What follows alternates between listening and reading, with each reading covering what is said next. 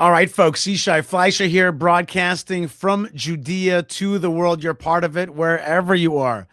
Shalom and welcome from all over the world, and it's great to be with you on this first night of Hanukkah. On the one hand, a joyous holiday, the holiday of lights, but our holiday, our Jewish holiday, and all lovers of Israel are saddened and brokenhearted by the news of the horrific attacks on Jews in Australia.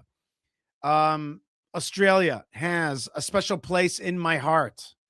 Australia has a special place in my heart because I've been to Australia twice, and I've always felt that Australia is a very special country, a very special place, and had an amazing time in Australia. You know, just getting down there, going down to Australia is not an easy thing. Just to get down there, you know, I flew through Hong Kong, and that was the recent time. The time before that, I flew through Bangkok.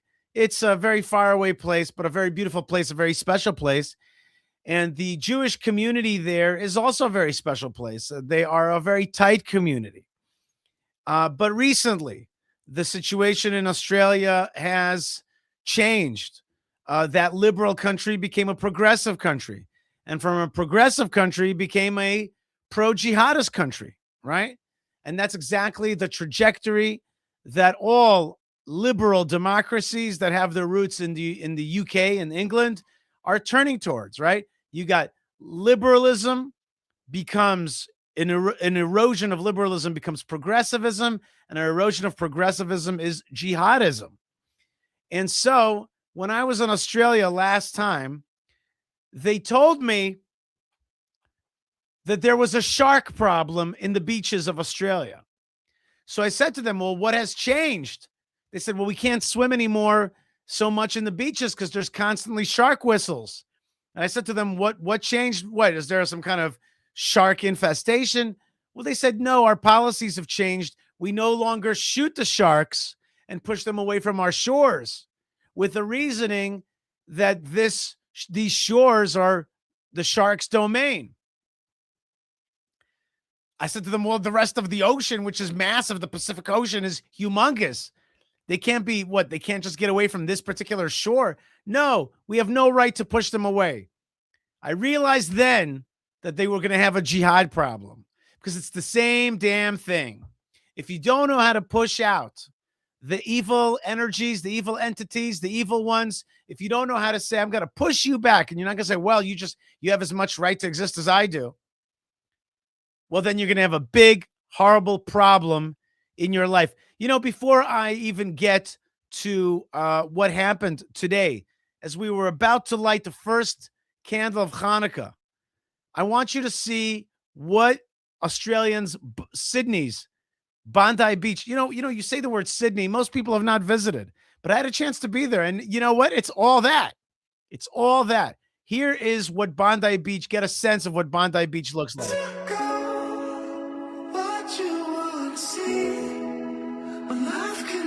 I've been in this pool.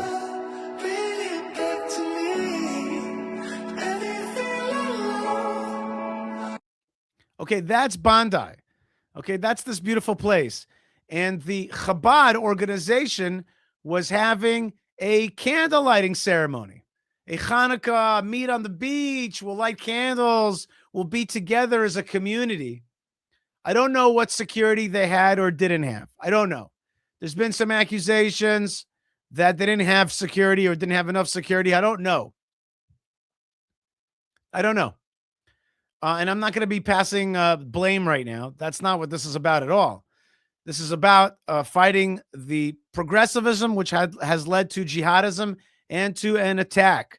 Let's watch an Australian news report on what transpired on Bondi Beach in Sydney, Australia today. Is that gunshots? I don't know. Sheer panic in Bondi. Terrified beachgoers run for their... Those guys shooting were jihadis.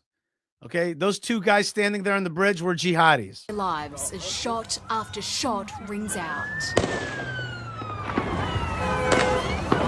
Everyone was just running and there were bullets and there were so many of them and we were really scared.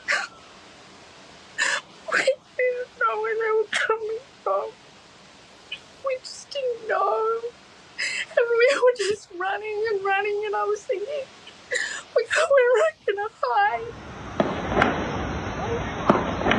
The iconic beach had been packed with people enjoying the summer's evening.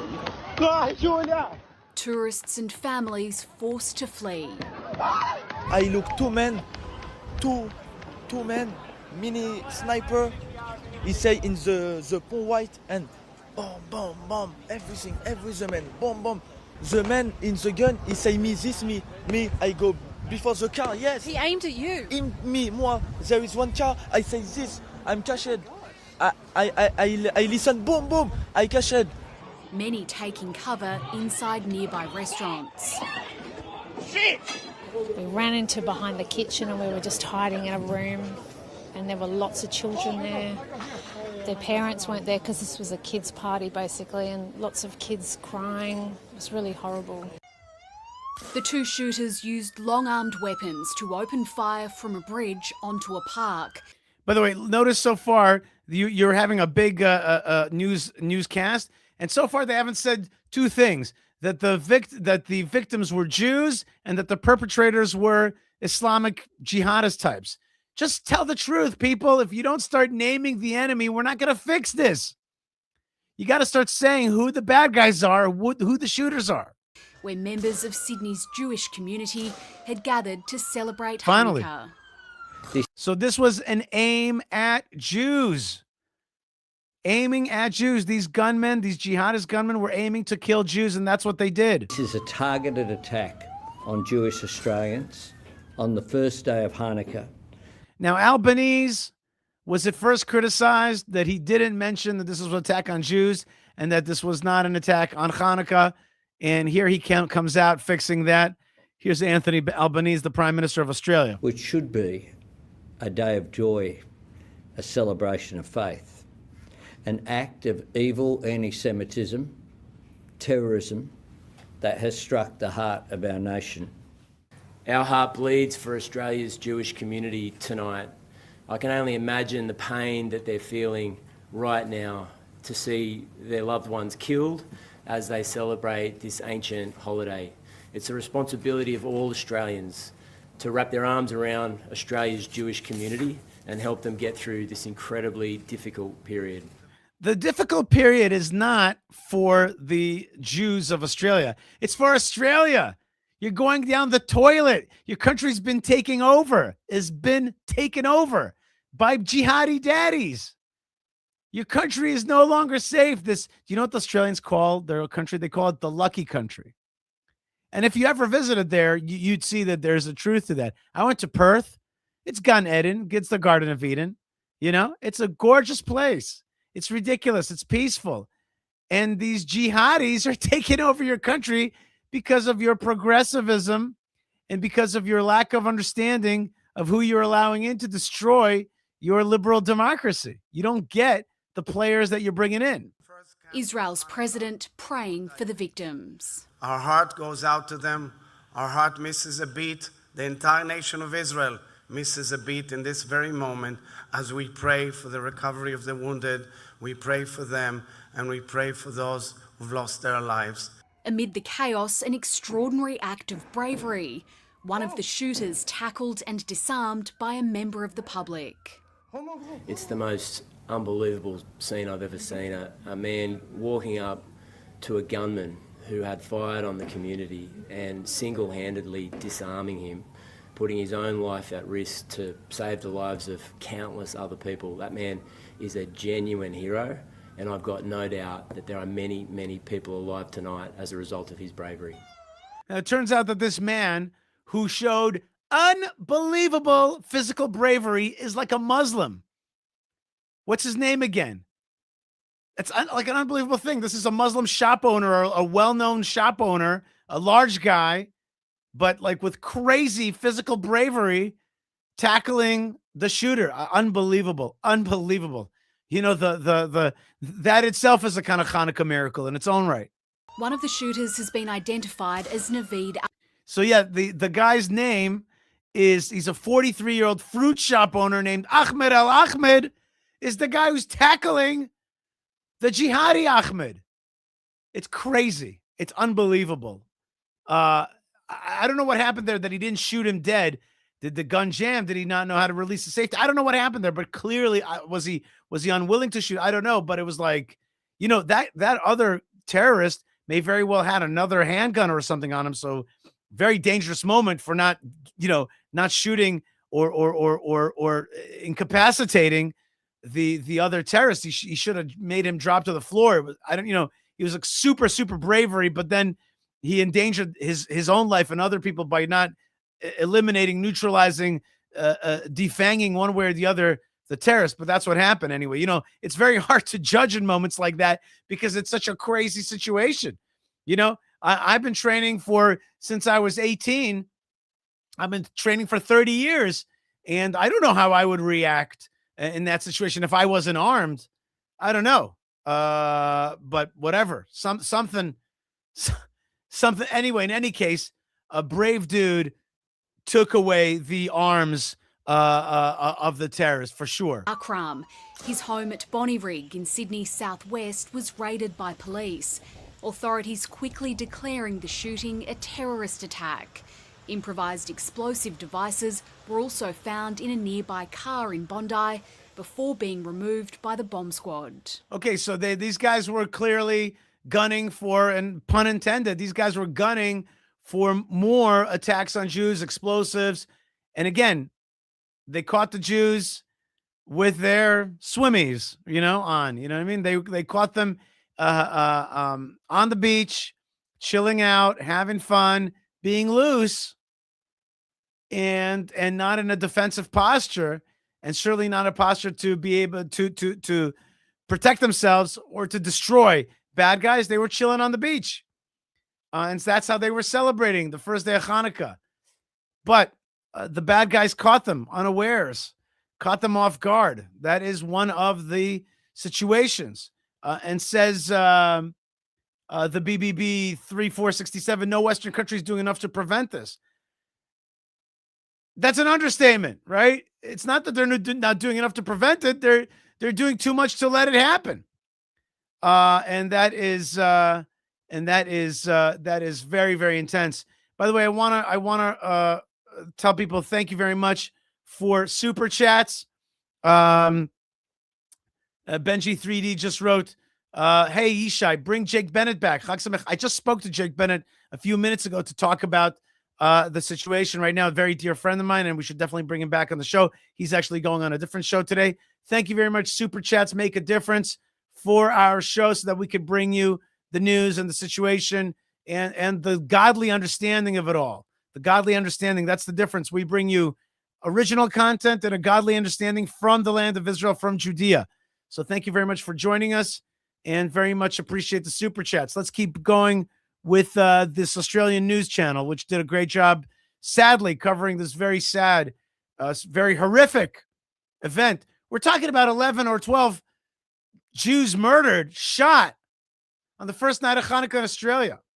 Why did you declare it a terrorist attack? There was a range of circumstances. Obviously, the fact that it's the first day of Hanukkah, the types of weapons, the offenders, some of the other items we found at the scene. As I said, we have found an improvised explosive device in a car, which is linked to the deceased offender. So there's a range of circumstances, and obviously the Jewish community has a right to feel safe. As investigation... The Jewish community has a right to feel safe. I don't know. There's something about that rings annoying to me. Do you feel that? The Jewish community has a right to be safe. Any Australian has a right to be safe, but they shouldn't feel the right to be safe. They should be safe. Don't add extra words. Bad guys should be away. Good guys should live a decent life. Look at people are writing. People know. People are writing this. They're writing. Oh, come on. It's writing Australia encouraged this. Well, we'll see what Prime Minister Netanyahu has to say in just a minute. Let's keep going. Proceed. Australia's terror threat will remain at probable. National terrorism threat level of probable means there's a 50% chance, so 1 in 2, of course. Who the hell cares what your terror level is? Who the hell cares what your terror level is? Probable. Probable what? There's probably going to be 12 funerals today. Probable. Sometimes they're so annoying, really. Sometimes they're so annoying. Ark Archimane writes, Yishai, I love your channel. Peace and blessings to you and yours. Thank you very much. God bless you, and thank you for the super chat. Appreciate that. Let's finish up here with this Australian news. They're going to up the they're going to keep it at 50%. It means it's could be terrorism and could be not. Bro, Mike Burgess, your streets are taken over by jihad and terrorism. Wake up. Don't milly mouth it. Say the truth. Say what happened. The first way to heal from progressive to jihad, the first way to heal from this illness is to start just saying the truth. Just identify what happened and say the truth. That's the first way to heal from this sickness.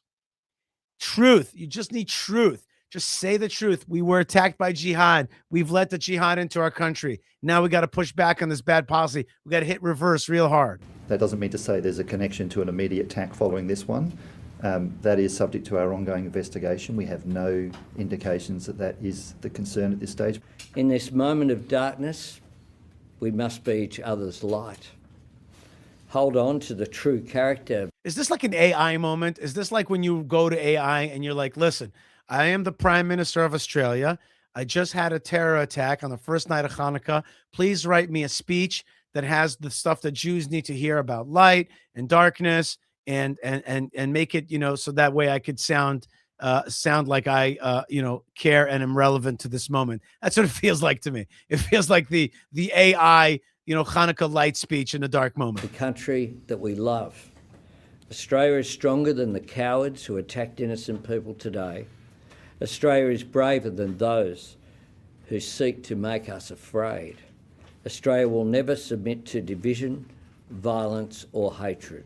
A call for unity in the face of horror.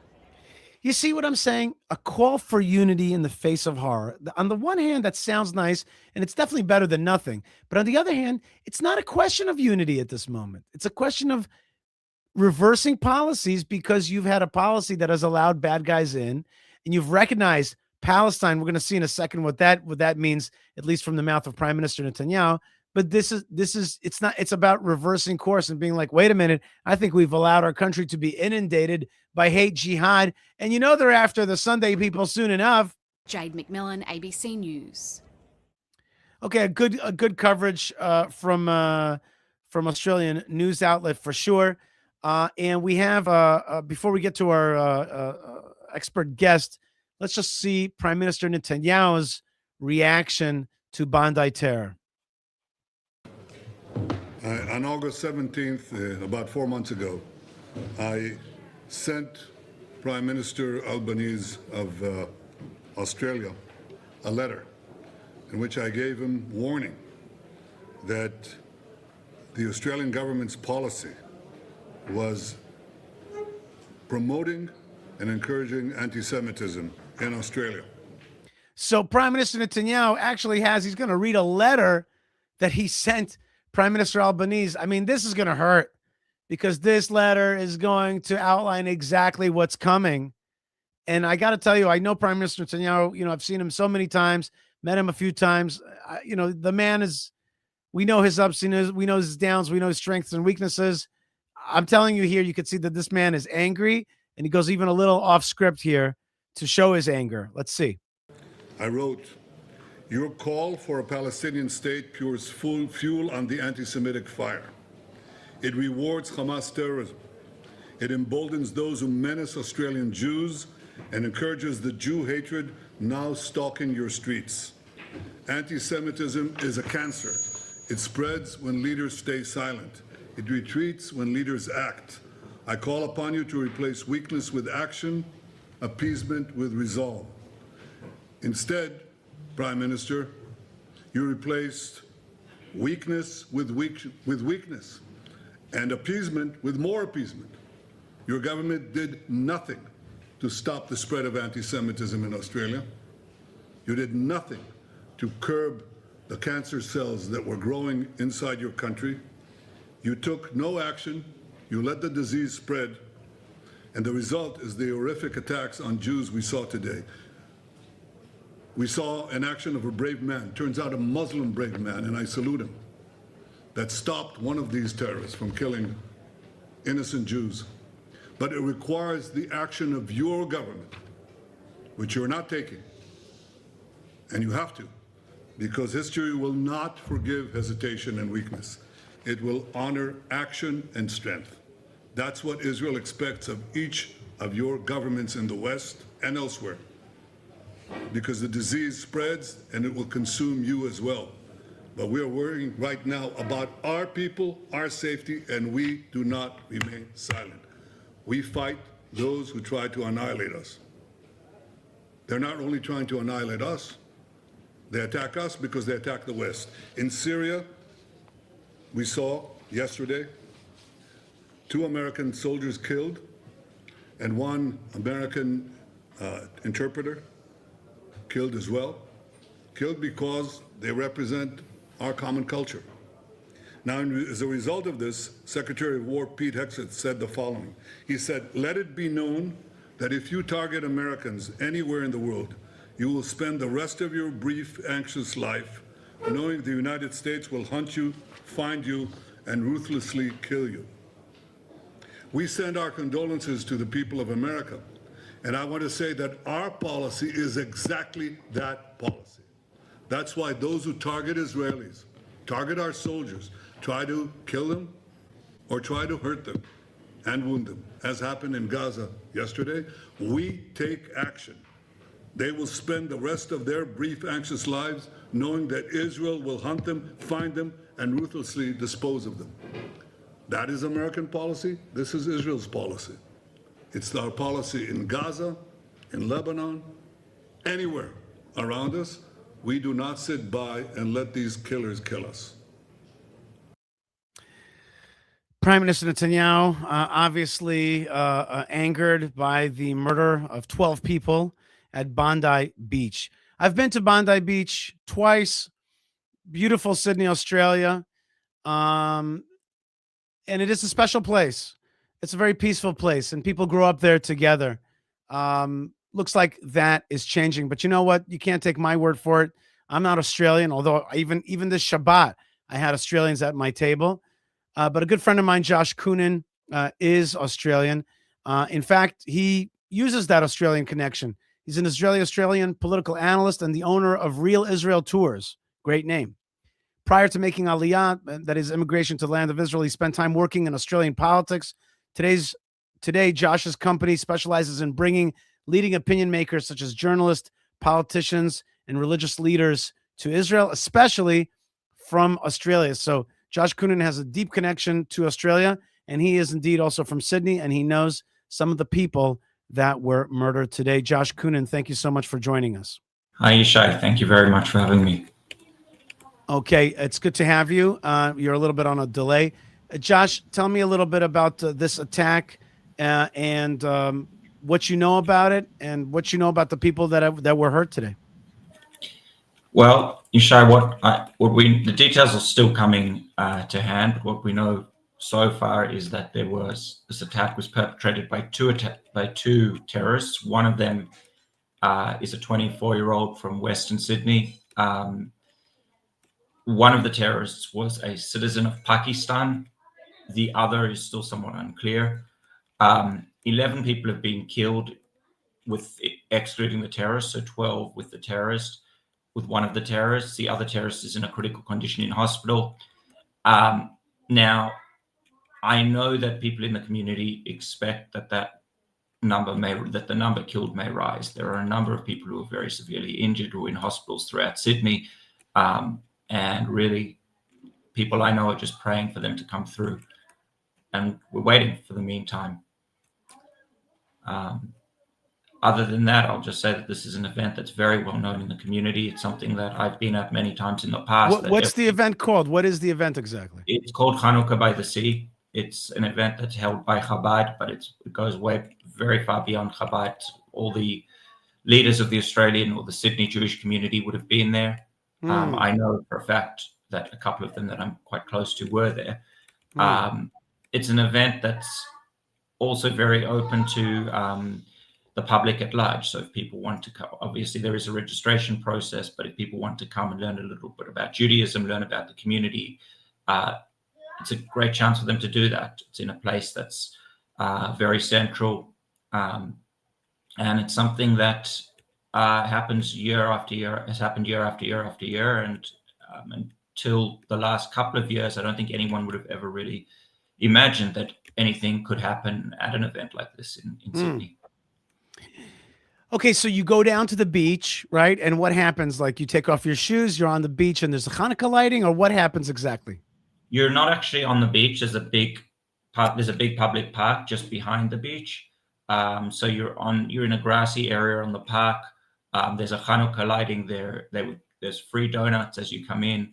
There are Hanukkah songs. There's short speeches. Usually there are some politicians in attendance as well. And it's just a chance for the community to come together. What you're looking at on screen right now is Bondi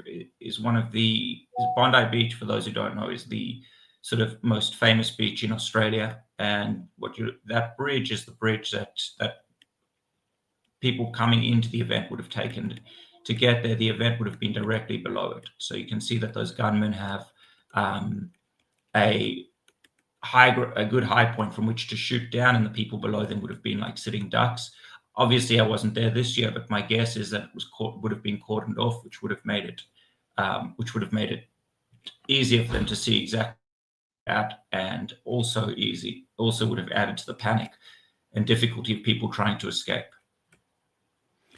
So he's shooting at the people, and we saw images of people running, like all on the beach as well, just like the beach, and everybody's heading, I guess.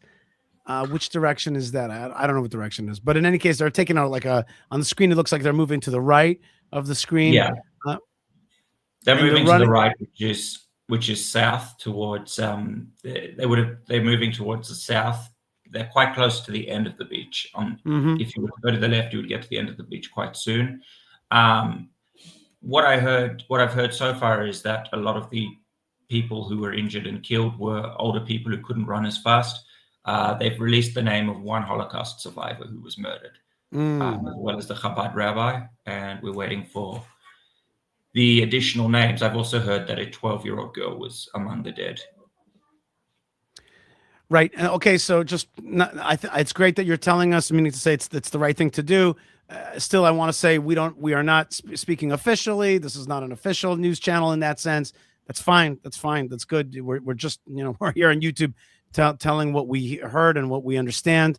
There's that. Look how long this terrorist is just standing there, reloading and shooting from this vantage point.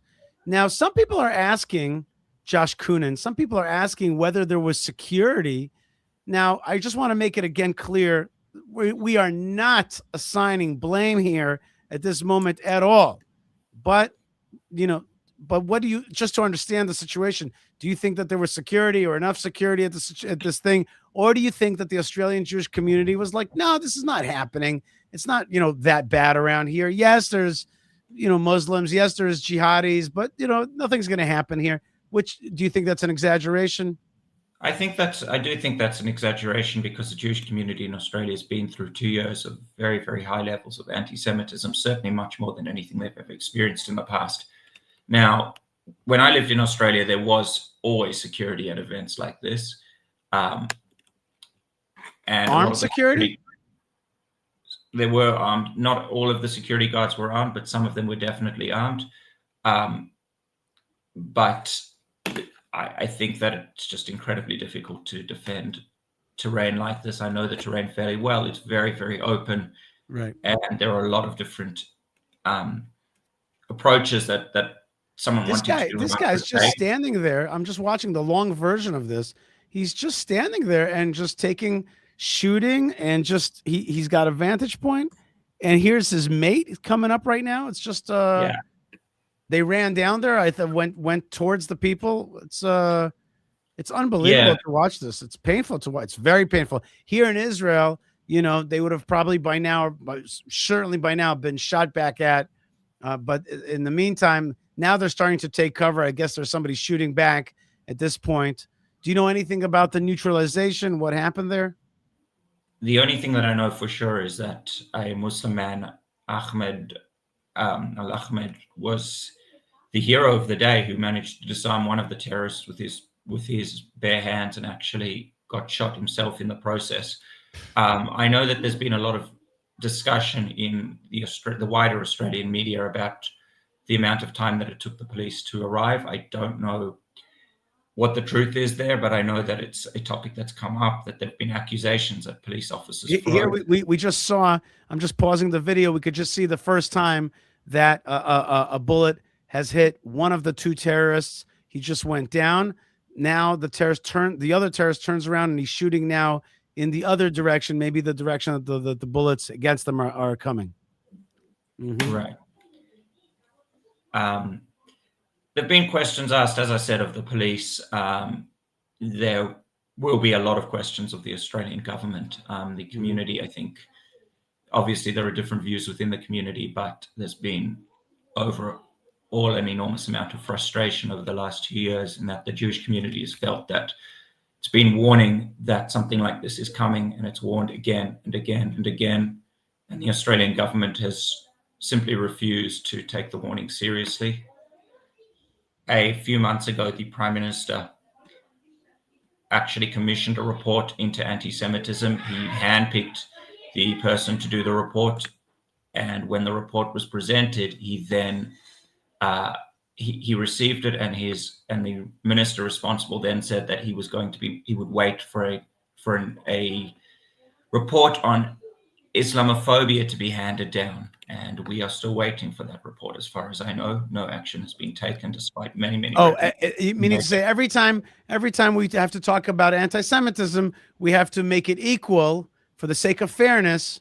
Now, by the way, we just saw the second terrorist get hit. Hard to know from which angle, where he got hit, who's shooting at him. I don't know, but he just got hit and he just went down. Wait, so you're saying every time? Wait, 1 second. Was there 3 or 2 terrorists? Do you understand? I understand the police are still looking for a potential third terrorist, but they've only confirmed that there were 2 people involved. There are police operations going on right now in Australia. Right, that's right.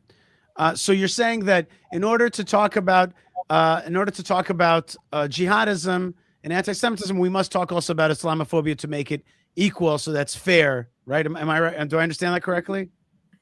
Right. The Prime Minister commissioned a report into anti-Semitism because it's been obvious to everyone in the last couple of years that Australia has an anti-Semitism problem. And I think that the community was happy that he was taking it. It appeared that he was taking it seriously. They took preparing the report very seriously. A commissioner into anti-Semitism was appointed, someone the Prime Minister handpicked. But when the report was prepared, and I understand that report had many recommendations, when the report was prepared, one of the senior ministers in the government came out and said that they wouldn't be acting on it until a report was also prepared into Islamophobia in the interests of fairness. Right. And since then, from everything I hear, absolutely nothing has been done. That report into Islamophobia hasn't been produced, and none of the recommendations made to fight anti-Semitism have been implemented. Mm-hmm. Okay, so we're watching video of the terrorist being down. Wait. Oh, no. See, this is the shocking part. The guy is down. Here, hold on 1 second. Check this out. Then a guy in a T-shirt comes up, and he kind of waves the all clear. He says, come on down. Everything's okay. Come on down. Everything's okay. And he's telling what seems to be the security, whatever security personnel are there. And he says, everything's okay. But then... But do I understand that who's this guy with his hands up right now? Who's the guy with the hands up? I don't know. It's a confusing video. I don't understand where he came from, this guy. But he seems to be. What's that? If I had to take a guess, he might be part of the security at the event, but I really don't know. Right. Okay. Well, there's all kinds of stuff happening there. Anyway, it's not easy to ascertain clarity. Now, Josh, okay, I want to talk about the elephant in the room, okay? And the elephant in the room is not jihad, because that's not an elephant in the room. We know about that. What I want to talk with you about is what is going to be the impact. What is going to be the impact on the Australian Jewish community? And you yourself are a bridge, a personal bridge between Australia and Israel.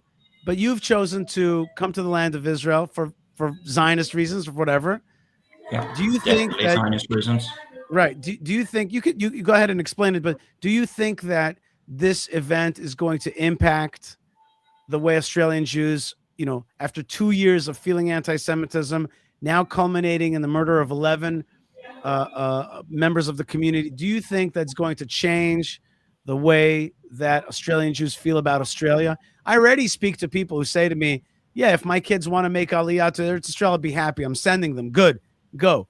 I'm asking you, do you understand this as a watershed moment, or do you understand it as being like, okay, it's a horrible thing that happened. We'll make a memorial. We'll bring Sefer Torah. We'll make a new thing, but we will rebuild. What do you think the real Australian reaction, Jewish Australian reaction to this is going to be? I think there'll be a split reaction. I think that we're already at a point where a huge number of Australian Jews are no longer feeling as if they're welcome in Australia, or no longer feeling as if it's their real home. There are those who still want to fight, but who want to stay in Australia and fight. But my feeling, just from those I'm speaking to, is that the majority seem to be feeling as though it's a lost cause. Mm-hmm. I tend to speak to people who are Zionistic, so maybe it doesn't accurately reflect the entire community. But my feeling is that you're going to see a big uptick in people at least very seriously considering making Aliyah or moving to other Jewish communities. I would say New York, but there's obviously a fear of what's going to happen once Mandani becomes the mayor there. Yeah, no, I mean, if they're going to move to America, they'll move to Florida. But I mean, what's the point, for God's sakes? What's the point? Right. If you're already leaving Australia, and again, let's be honest, Australia is a very good life, a very comfortable life. It's a nice country. It's a lucky country. The weather is good and the place is nice. And there's some wealth there, and like you can just see it. It's just good living, Right. But if you're going to get up and go, you're going to go to Israel. Am I right? I mean, I would assume, I think so. And I've heard in the last few months, people who had never really thought about making Aliyah, that were not yet quite getting on the plane, but were taking the kind of preparatory steps. I've heard of people buying property in Israel. So they're saying it's an investment, but it's not only an investment. Maybe I'll have to use it, when they would never have thought about that ever in the past. I've heard anecdotally of Aliyah fairs and events promoting Aliyah in Sydney and Melbourne that have had far more people than they've ever had in the past. And I would have to assume that this will push people who are already thinking that way to take that step. I would assume that there will be significant uptick in Aliyah from Australia. I want to show you. Right. I want to show you a video. Yeah. I want to show you a video of October 9th. Muslims in Australia. This is a true video of Muslims in Australia, October 9th, 2 years ago, after October 7th. Check this out. Watch this, everybody.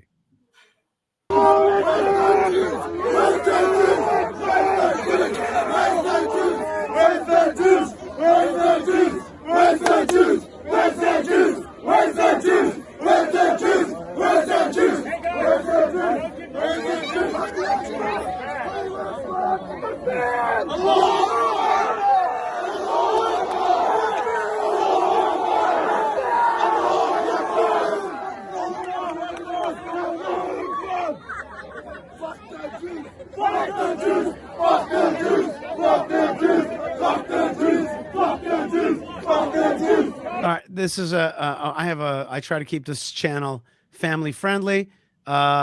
Chants of F the Jews. There's the Sydney Harbor Bridge. There's look at it. Look where this video is being taken, at the Opera House. So Yishai, this video was taken on the night that the Opera House was meant to be lit up in the colours of the Israeli flag again. 9th of October, Israel's barely fired a shot back. And that day, the police actually told Jews that they should leave the center of the city early, which was unbelievable because I can't imagine what would happen if any other ethnic group, racial group, religious group were told, we're not going to protect you, you need to leave. It was outrageous. And then, and most people I know believe that the problems that Australian Jewry has faced ever since started on this day with the weak response of the police, who I don't actually blame directly. I think the instruction came down from those above them, from politicians, but the weak response nonetheless, I think, is where I and a lot of other people think that the problems, the anti-Semitism really started from. There was a big debate in Australia politically about whether that crowd was saying F the Jews or the initial report was that they were saying gas the Jews. And then they came out with this. Wait, well, what exactly is the difference? Like, how should I, what am I supposed to like? Oh, they didn't say gas the Jews. They said F the Jews. What's the? Then there was this big debate about what they said, and eventually they concluded they were saying "Where's the Jews?" and that was apparently much better. For God's sakes, I got to tell you, I want to tell you, Joshua Coonan, when you see a jihadi, riot, you think to yourself, okay, this is happening in Cairo, it's happening in Yemen, it's happening in Iran, it's happening in Syria, but to see it happening next to the Harbor Bridge and the famous Sydney Opera House, it's just, you're just like, wow. Because to me, again, having been there twice and having special feelings from Australia. When I was a kid, I always wanted to visit Australia. When I made it to Australia, I was like, hey, I did a bucket list thing that I wanted to do. And I went to the Red Center, and I went to Surfers Paradise, and I went to Fraser Island. I went to Alice Springs. Later on, I went to Perth. I saw it, and I was like, this is a really, this is a godly, beautifully God-created place. Right. And to see it overrun with this darkness, it's just heartbreaking. It's just heartbreaking to see. It is. It really is. And I don't think it's, it's not the average Australian. The average Australian is very, very much, the average Australian knows that this is a threat to their way of life as well. Do they know it? Do they know it, Joshua Coonan? Or are they willing to look the other way? Do they know it? Does the government know it? Or has progressivism? Before you came on, I told a story about something that has happened in Bondi Beach and other beaches in Australia, is that it's much more dangerous to swim in those beaches because of sharks, because shark attacks have grown tremendously on these famous beaches. Why? Because if you ask the Australians, they'll tell you they used to shoot the sharks and push them away. And then they decided, because of progressivism, that, well, this is just as much the sharks' land as our land. And therefore, they've allowed the sharks to take over these beaches. And there's constantly these shark whistles or alarms, whatever it is. It's the same thing. It's the same thing with the jihad. You're like, okay, well, maybe it's theirs. And they take over and you don't push them back. And so, you're saying the average Australian understands this is a dangerous to him. I don't know. Do you stand by that statement, or maybe there's a problem there in Australia about a values problem? Well, you asked two questions, Yishai. You asked me about the average Australian, and you asked about the government. The government absolutely does not understand the problem. The government is interested in getting elected, and for the government, the best way to do that right now is to pander to the people doing this. It's the government has a couple of key constituencies, a couple of key districts in US terms where there is a strong anti-Israel vote, and it is pandering to them and refusing to take any action against anti-Semitism for political reasons. The Australian people, I think, realize that this is a problem, most of them. And I think that this attack will really drive that home, because Bondi Beach lies at the heart of Australia's Jewish community, Sydney's community, but it's also one of the most iconic sites in Australia. There isn't an Australian who doesn't know what that beach looks like. there would be very few Australians who haven't visited there. It is one of the first places that every tourist. So this would be, I think, to the average Australian, very clearly a place that they could have been at. That kind of experience that every Israeli has, where I could have been on that bus, I could have been at that mall. That doesn't exist in Australia, but after today it does. And we don't know for sure whether all the victims are Jewish or not yet. That's right. Well, speaking of victims, so I wanted to at least give honor to Chabad emissary Rabbi Eli Schlanger, who indeed was murdered today in the Sydney attack. Let's just watch a short video from Rabbi Eli Schlanger, taken down today by this jihadist attack on Bondi Beach. May you be inscribed and sealed for a year full of joy and happiness, prosperity, nachas from our children, and just happiness all around. I know it's going to be one of those good years, and we just have to usher it in. So make that effort. Come to shul tomorrow, everybody. Shofar around 11 o'clock. And if you can't make it, not because you're at work, because nobody works on Rosh Hashanah, but 4 p.m. at Bondi Beach, we will do shofar again. Wishing you all to be inscribed and sealed in the book of life, and happiness, joy, and lots and lots of goodness. Chag Sameach and Shana Tova. Rabbi Eli Schlanger was saying that he was going to go down to the beach on Rosh Hashanah and blow shofar. And so this is Chabad of Bondi Beach. So this is what he did. And this sweet, beautiful rabbi was gunned down today. Joshua Kunin, did you know this man? I didn't know him. He's an emissary of Chabad, so he probably arrived there after I left Australia. But I know many people who know him, who considered him a friend.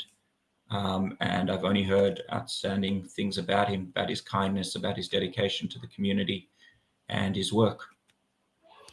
Rabbi Eli Schlanger is the man on the screen right now. He was murdered today, along with 10 other civilians, one terrorist. Somebody was writing, "My dear beloved brothers, please obey Hashem and go home to the homeland. The Bible says the hunters would be sent out for you to drive you home. My brothers, you finally have a homeland in Israel. Go home." And I think that's said lovingly. And that is a strong message here. Some people don't want me.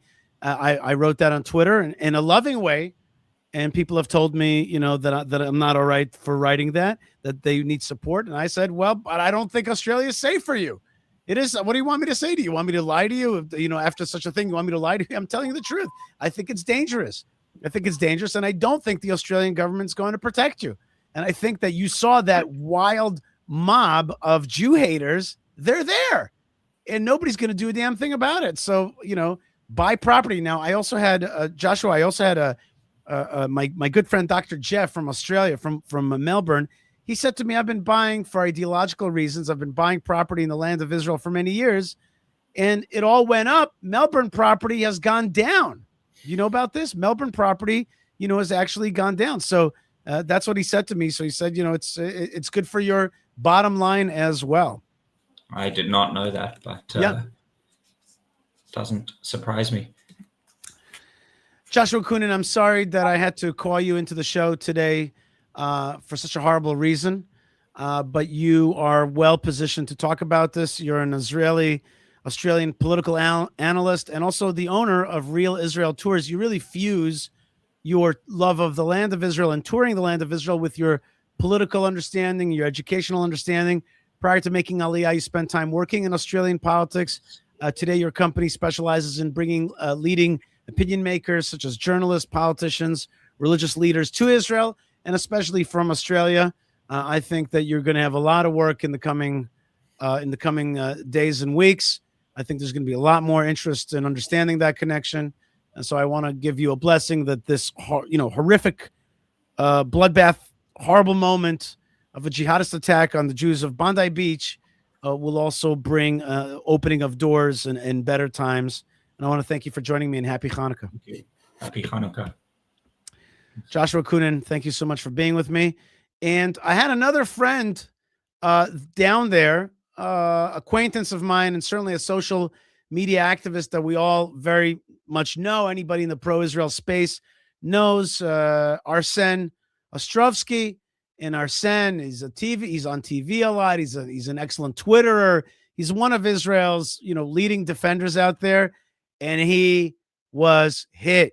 He's alive. He's standing. He lost a lot of blood, but he was there. And this is a guy who's well practiced at being in front of a camera and laying out the message.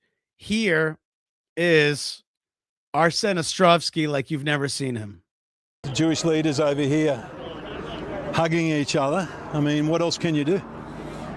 Not a lot you Look at my friend Arsen Ostrovsky. Look at this thing. can do right now. Right now, we've everyone's got to help, everyone's got to hug, everyone's got to embrace. This is it was a bloodbath. It was an absolute massacre. Tell me what happened. I was here with my family. It was a Chanuka celebration. There were hundreds of people. There were children. There were elderly, families enjoying themselves. Children, kids, at a festival, playing, and then all of a sudden it's absolute chaos. There's guns, fire everywhere. People ducking. It was absolute chaos. We didn't know what was happening, where the gunfire was coming from. I saw blood gushing in front of me. I saw people hit, saw people fall to the ground. My only concern was, where are my kids? Where are my kids? Where's my wife? Where's my family? I survived October 7th. I lived in Israel the last 13 years. We came here only 2 weeks ago to work with the Jewish community, to fight anti-Semitism, to fight this bloodthirsty, ravaging hatred. That's why you're here. That's why I'm here. We've lived through worse. We're going to get through this, and we're going to get the bastards.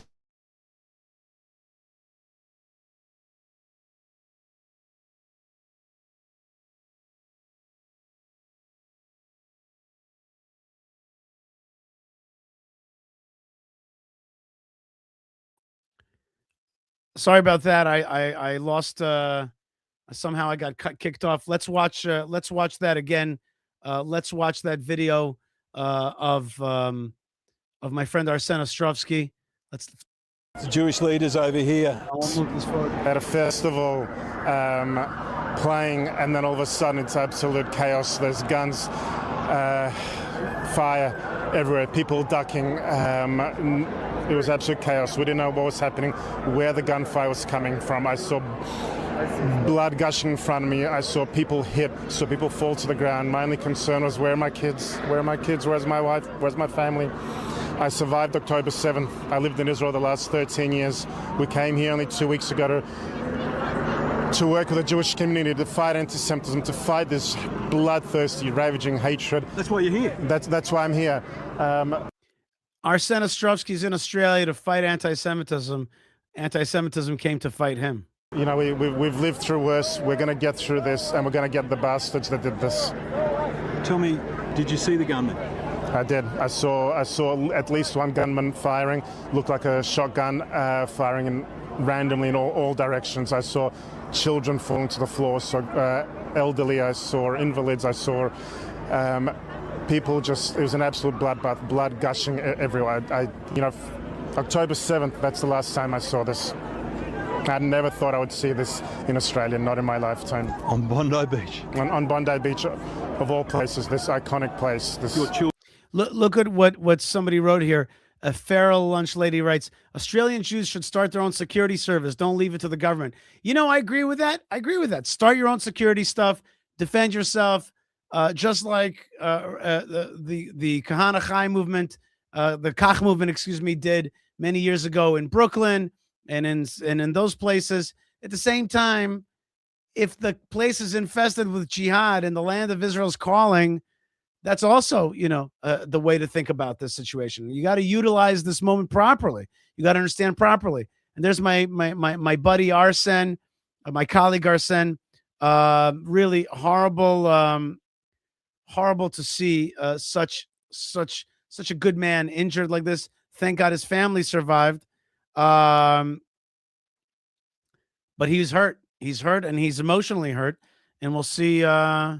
He's saying strong. He's saying that he's never. We're not going to back down. We're not going to give up to this.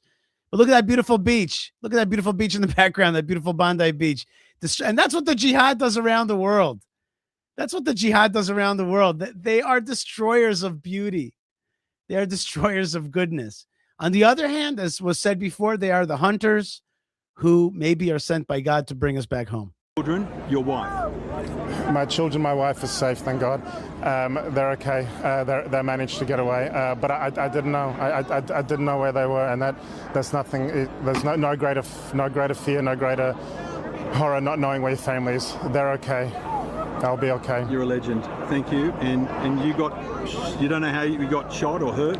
I know. I got hit in the head. I'm bleeding. You lost a lot of blood. I've lost blood. There are people around me that are far worse. I'll be okay. We'll be okay as a community, and we will defeat these ravages' hatred. Arsen Ostrovsky, fighting against jihad. Remember, Arsen, progressivism leads to jihadism. It's the loss of identity, lack of identity, the giving up of values, the erasure of history, the erasure of healthy masculinity, defensive masculinity. That's what lets in the jihad. And writes here, Jewish militant writes exactly what I was about to traverse into, which is, he writes, what would Judah Maccabee do? I want to ask you this. Did the Hanukkah lighting, was it marred tonight, the first night of Hanukkah? Was it marred by this murder, this rampage, this murder rampage against the Jewish people in Australia? Yes, it was partially hurt. And on the other hand, it was exactly the Hanukkah lights that gave us strength to continue to overcome. That's how I felt. I felt that I am feeling strength from the Hanukkah lights exactly because of what happened today. Those lights are giving me strength. And so I am turning to all of you, Jews and non-Jews, to light that Hanukkah candle. Anybody who's with the Jewish people, with Israel, light those Hanukkah lights. Light the Hanukkah lights all over the world, in Australia and everywhere around the world. Light those Hanukkah lights. That doesn't mean that we shouldn't come home. Yes, the Jewish people should use this moment of evil around the world to come home. And at the same time, light those Hanukkah lights. Fight back and push back. And remember that at the end, it's time for us to rebuild the temple. Here in Israel, on our Temple Mount, the holiest place in the world, the place where the Maccabees cleansed to make the first Hanukkah, to take away the replacement narrative, the replacement religion, the replacement theology of Hellenism that took over the Temple Mount, we cleansed it. And so too today, jihadism is controlling our Temple Mount. And that's not right. That's the place of the third temple and not the place of the source of anti-Semitism. Okay, with that, I want to ask Hashem to send us blessings, ladies and gentlemen. Hashem, send us blessings, please, to be strong, to fulfill your will, to utilize this dark moment as a catalyst for light. And I don't just mean light of fluffy light. I mean a light of erasure of evil, of giving people strength to erase evil, of a yearning to come back home, of seeing the broader message that you want us to come home to your homeland and to rebuild that temple. And a light to the nations of the world who want to be with Israel and can see that actually the anti-Semitism is actually also godly revelation. If evil hates the Jewish people, that means there's something great in the Jewish people that we should be part of. We should hang on to the four-cornered garment, the tzitzit, of a Jew and say, take me to Jerusalem, take me to the God of Israel. That is the opportunity of our time. That is the opportunity of our time. We're going to light those Hanukkah candles and get stronger through it. And we want to send our blessings to the community of Australia, Bondi. There's also reportedly Israelis hurt, as well as Sydney Jews and probably tourists as well. And I think there's also an officer down. So a lot of people, a lot of good people have been hurt today. And so we have to really send our blessings and send our energies their way. And at the same time, prepare the ground for the land of Israel to accept more Australian Jews, South African Jews, American Jews, New York Jews, and we're going to make a light that's going to be a big conflagration from this holy land. I want to thank you guys for being with me. I also want to remind you that there's a great way to support us. We believe in go big and go home. Go big and go home. Don't forget that you can support the show by liking, subscribing, commenting, becoming a member, which we put out only member stuff, and also check out Yishai Fleischer TV for our great gift shop. Great stuff. You can go to buymeacoffee.com/Yishai. What's that? That's right. You can get your gifts for Hanukkah at Yishai Fleischer TV. There's great gifts you can give a friend, including Aboriginal Judean T-shirts, all kinds of stuff like that. And listen, that's also a way to show strength is by wearing that strength. You can give us strength by going to buymeacoffee.com/Yishai. Great way to support. It's an easy way to support in small measure. And also with our bigger projects, fightforisrael.org, fightforisrael.org. And if you love the Jewish community of Hebron and the tomb of the forefathers and mothers, don't forget to visit hebronfund.org, hebronfund.org. All right, folks, I'm wishing you blessings from the land of blessings, sending blessings to Australia. The lucky country is not so lucky today. It's time to clean out that jihad and make it that lucky country. The only way you're going to do it is by cleansing it. Jewish people, defend yourselves. Heal the wounded, defend yourself certainly, but also consider coming home to the homeland, which is calling. The land of Israel wants you back, is yearning for you back. And those who have sadly been taken from this world, may their neshama have an aliyah as well. May their soul go up to a place in heaven, and may we be stronger together. God bless you, folks. Thank you very much to Yo, my producer, and my whole team. God bless you. Thank you very much for your help. And God bless you, folks, wherever you are. Blessings from the land of blessings, and shalom.